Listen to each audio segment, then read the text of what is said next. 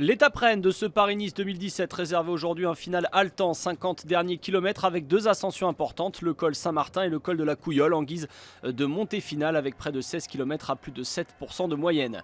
6 hommes ont pris les devants dans cette étape en plusieurs temps mais sont ensemble à l'avant de la course après seulement 26 km.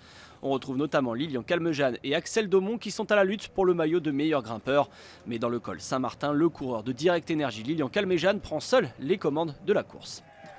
Son objectif, prendre le maximum de points et le maillot à poids à l'issue de l'étape. Pour la victoire au sommet du col de la Couillole et la bagarre pour le maillot jaune, nul doute que les favoris seront là pour s'expliquer.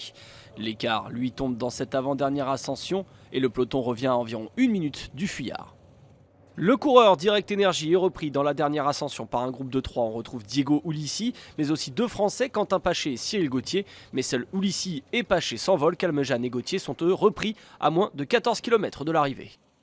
À 10 km de l'arrivée, sous la pression de l'équipe Sky qui roule pour Sergio Henao et de l'équipe Trek pour Contador, les deux Français premiers et deuxièmes du Général Crac, Tony Galopin et Julien Alaphilippe perdent leurs derniers espoirs de victoire finale. À 4,5 km de l'arrivée, un groupe de 6 coureurs s'est détaché. On retrouve Contador, Henao, Dan Martin, Richie Porte, mais aussi Yon Izagirre et Jakob Fuglsang. Henao est le mieux classé de cette échappée et vise le maillot jaune au sommet.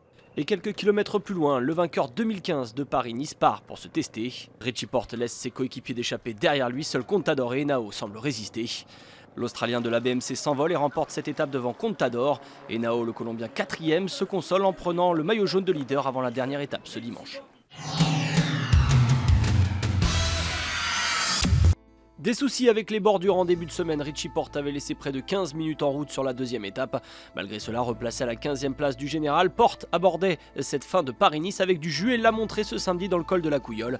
Plus fort parmi les favoris, Porte va sans doute regretter ses errements de lundi. Pas de troisième succès sur Paris-Nice pour lui après 2013 et 2015, mais une 5e victoire d'étape sur cette course en 4 participations. Et déjà une 3e victoire cette saison après 2 étapes sur le Tour Down Under chez lui en début d'année.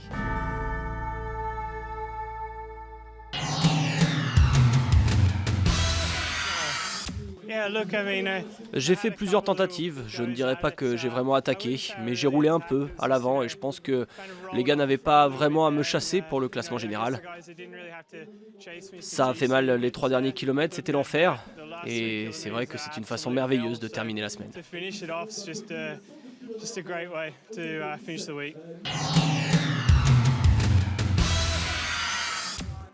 Richie Porte décroche l'étape reine devant Alberto Contador et Daniel Martin. Encore une belle étape pour les Espagnols en force dans le top 10.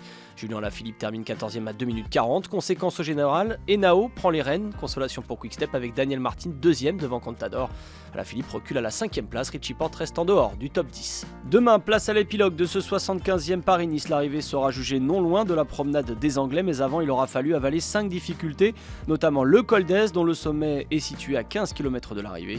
Si les jeux ne sont pas encore fait, le col d'Ez pourrait être le théâtre des dernières escarmouches décisives pour la victoire finale dans ce Paris-Nice 2017.